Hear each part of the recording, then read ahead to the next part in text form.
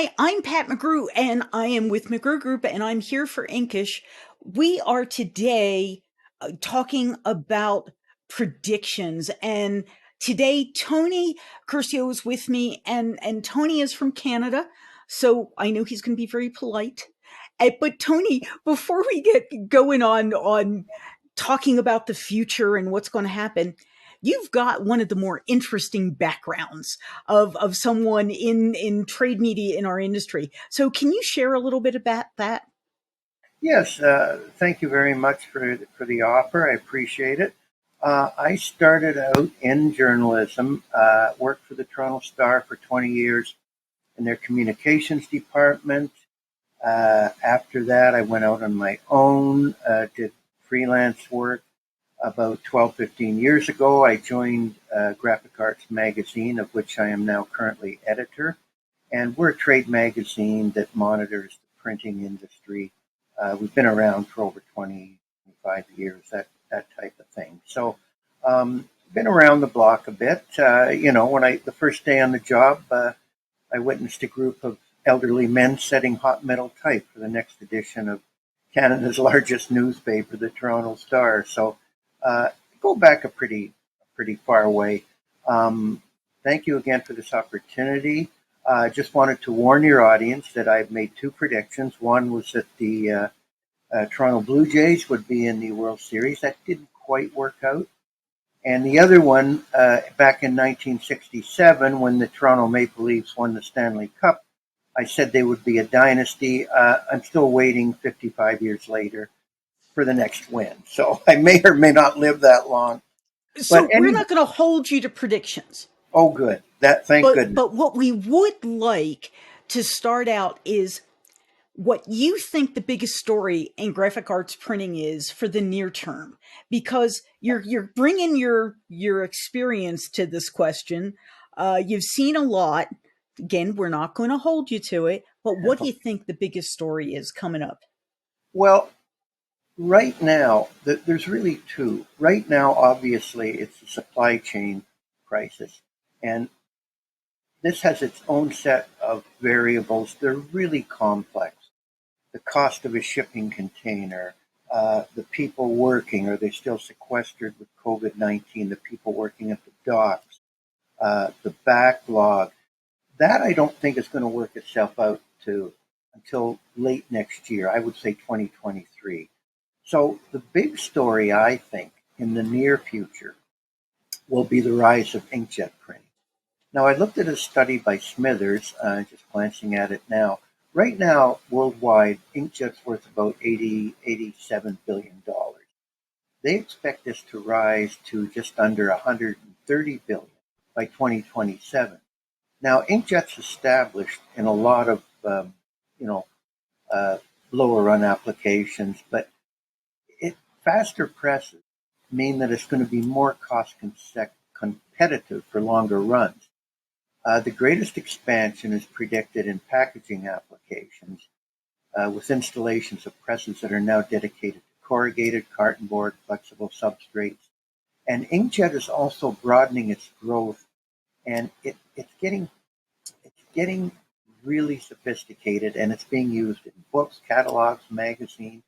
All this being said, I think inkjet will chip away gradually at the toner-based market. I don't think it'll affect larger equipment manufacturers like Zycon. So I think the rise of inkjet will be the big story for smaller home printers. I think they'll still be toner based, but I think for medium and small printers, inkjet is going to be the big story, and it'll continue strong. So you've sort of picked up on my next question, which is the value proposition for digital print Hmm. in the graphic arts print industry. And Yeah. we're seeing a lot of people who've never considered digital before move Yeah. into or add digital print to augment their existing offset and litho and flexo kind of print technologies. What happens going forward? Do we see more? uh, more digital printing? Do we see more consolidation in that piece? Will there be new players bringing new kinds of digital print equipment into the market? Yeah, I think digital will keep growing. It will continue to attract a small portion of the offset market. Offset is still huge. It's going to stay that way. Retain its volumes for the longer runs.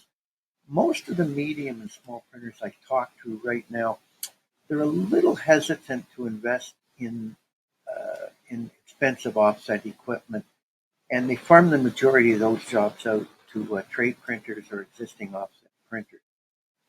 The trade printers, especially, I think will continue to grow because they have both digital and offset printers. But also on the horizon, I think there's going to be two challenges that emerge for printers regarding digital. First is going to be, I believe, recruitment. Now, we've got to continue our efforts to attract younger people.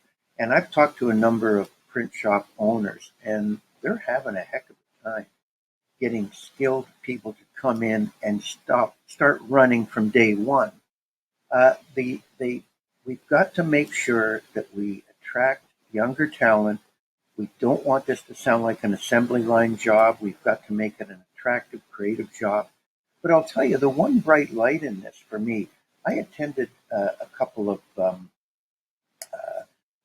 awards presentations at Metropolitan University in Toronto here, formerly Ryerson. And I got to say, over 70% of the graphic communications management course were women. So I think that's great news for our industry, and I think that's where a lot of them are going to come from. The other challenge, I believe, is going to be maintaining existing digital equipment, older digital equipment. I think printers are still a little hesitant to invest in even new digital equipment because of the after effects of the pandemic. Most I've spoken to have that mindset, but they're still going to keep an open mind about it, and they're still going to invest. Now, as far as consolidations, I don't want to sound too much of a liberal socialist, but it's kind of a double-edged sword. In our industry, I don't mind seeing a pre-press shop be bought out by a printer or vice versa or whatever. I'm always leery of a capital corporation buying a printing company, which has happened to a couple of major OEMs in recent years. Only because, Pat, they just don't have the passion for printing that we do. They just don't have it. Everything's bottom line. And look, that's fine. Hopefully it'll work. Hopefully things will get better. Hopefully there won't be many layoffs. But I think consolidations will continue as we move forward. Whether that's a good thing or not, I guess remains to be seen. But I think the near term for digital is very promising as long as the printers can access talent, skilled talent, so that they can come in and they don't have to spend 2 or 3 weeks. I know of one local printer here, it took him almost a month to get press operators and people that could just come in and start, working the next day. So that's a Makes challenge. sense. But Yeah. I think it will. I think digital is the future, just like inkjet is, and it'll gradually chip away at the toner market, but not influence a larger toner press manufacturer. So, with that said, we have a big show coming up in 2024, Drupa. We didn't Mm, get to do the one in 2020. yeah, For years, it was the mecca for offset printers and flexo printers, and then it became the home of all the digital printers. right. Um, but I've heard some people questioning whether such a large show is even relevant any longer. What's your thoughts on that? Do we need one big global trade show for everybody, or are those days gone? Well, that's a tough question because it's so hard to know what the landscape's going to look like 2 years from now. You know, um, I I've always trusted German ingenuity and German technology and things like that. So I think it's still going to be relevant. Main reason being the majority of printing worldwide, by far, is still offset. Okay, digital, especially large format and printing embellishment and packaging. Those three, I think, are really going to hit the mark at Drupa. So I think Drupa will be relevant because of that. Also, what I mentioned earlier, the inkjet will see prices fall. Print embellishment will allow further diversification in sections such as home decor, transportation, garments, etc. And the market will benefit from technological advancements that enable inkjet and other printers to print on standard substrates with a quality that's really, they always say, quote, approaching offset. So I think Drupal will definitely remain relevant. And the other reason I think it will is because we already have a lot of very specific, very regional and localized shows for the smaller guys that won't be able to make it to Drupal. Sure, the big trade printers and the other people, they'll go there. But I think Drupal will still remain highly relevant. And I expect to see more in the realm of packaging, embellishment, and large format in the digital. And the offset guys, they'll be there with bells on for sure. I love it. I like Drupa. Yeah. So let's do a left turn. Yep. Sustainability seems to be on every print manufacturer's lips. Whether you're the printer, the printing company producing print, or you're the vendors selling the hardware and the software into the Mm-hmm. space, everybody wants a sustainability story. Is there really an impact? There is sustainability really something that is impacting how printing companies are making print hardware and software purchase decisions? I think it still is, and the reason being, for me personally, it's not that high on my priority list. But so I thought, okay, well, am I being too old fashioned? So I went and I discovered a few things. Now, most of us know that roto, litho, screen printing, and offset they create the most waste. Okay, those four, but digital printing and now flexography, they've allowed us to use more sustainable, more recyclable materials. So what that means is that packaging will be more sustainable. It'll be smart packaging, but it'll also be more sustainable. So I wanted to check on the figures. So I went online, and us older guys, baby boomers, about 57% of us um, think that sustainability is important. But a recent poll in the US, actually one I believe done in March of 2021, showed that 75% of millennials, 75%, three quarters of them, they really feel concerned about, about sustainability, and they will base their buying decisions on that. When you go further up the age ladder, 63% of Gen Z, 64% of Gen X, and again, 57% of baby boomers think this is important. So I think it'll definitely keep its place. Now, that being said, the problem I've seen with printers is that, sure, they can buy paper and it's got the beautiful FSC certified logo on that, but they have to tell their client. They have to, printers are very humble people, but they have to brag about it. They have to boast about it and say, you know what? We're not polluters. And guess what? The electronic device you hold right now is going to be more of a polluter than any amount of printing, I can produce because I use A, B, C, and D. And I think that'll be important, and that's very important to the younger print buyers. As far as the print shop goes, um, you know, it's going to be a challenge if you're an offset screen printing, roto or litho. It's going to be a challenge, but you just do the best you can because those are you've got, for example, in offset you've got printing blankets. Well, there's a company in Vancouver here that can restore those, and you can use the printing blankets 12 times more than you normally Right. before you throw them out. I remember doing articles for a printer just outside of Toronto here that a trade printer that claimed they saved enough plates that they could encircle the Earth with it. I don't know if that's true or not, but it's okay to boast, but make Yep. sure that the younger generation, especially, know that you're with it, that you're sustainable, and that your products are not going to pollute because that is high. 3/4 of millennials. Yep. So it's definitely a story, no Yeah, doubt about it. absolutely. So Tony, the last question I have for you. Hmm. So graphic arts printers, that they're a certain kind of animal, but there's a lot of variation in that Yeah, animal, right? that's right. Lots of different stripes and spots.